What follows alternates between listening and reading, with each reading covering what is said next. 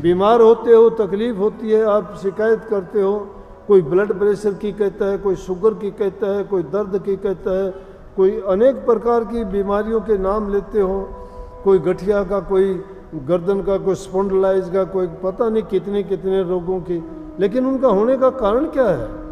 उनका होने का कारण है कि जीभ के स्वाद के बस हम ऐसी चीज़ें खाते हैं, ये देखते ही नहीं हमारे लिए वो क्या नुकसान करती है।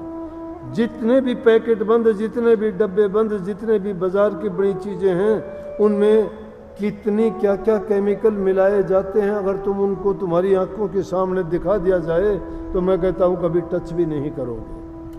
शुद्ध भोजन अपना, सात्विक भोजन में ही शुद्ध विचार होंगे। घर में बड़ी सब्जी अपने खेत में उगाते हो, कितनी अच्छी सब्जी है।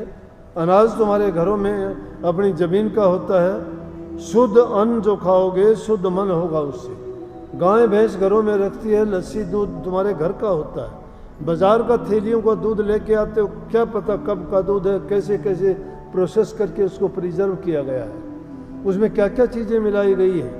वो चीज़ लेते ही तुम्हारे मन के अंदर, तुम्हारे ब्लड के अंदर जाते ही तुम्हारे ख्याल विचार सब की ऊट पटांग करने लग जाते हैं। से पहली चीज़ है कि अपना खान पान शुद्ध होना चाहिए। दूसरी चीज़ है कि तुम्हारा संग अच्छा होना चाहिए।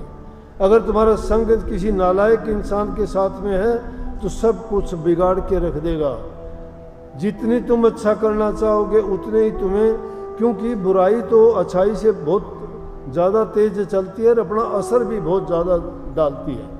देखो, अच्छाई के लिए सत्संग होते हैं, कथा वार्ताएं होती हैं, मंदिर मस्जिद गुरुद्वारे बने हुए हैं, कितना ही उनका प्रचार किया जाता है, फिर भी अच्छाई नहीं अपनाते।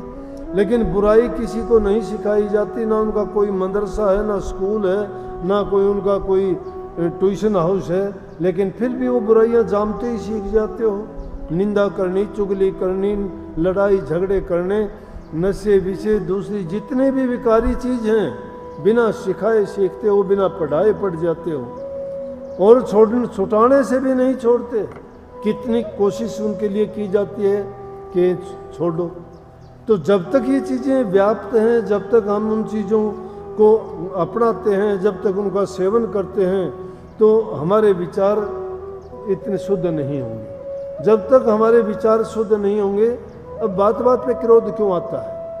छोटे छोटे बच्चों को देखते हैं, हम अपने बच्चों को ये नहीं कह, अरे हमारे देश की तो ऐसी सभ्यता थी, ये बात शायद अच्छी ना लगे आपको या बुरी लगे। कोई बच्चा गलती करता था ना, गलती अगर करता था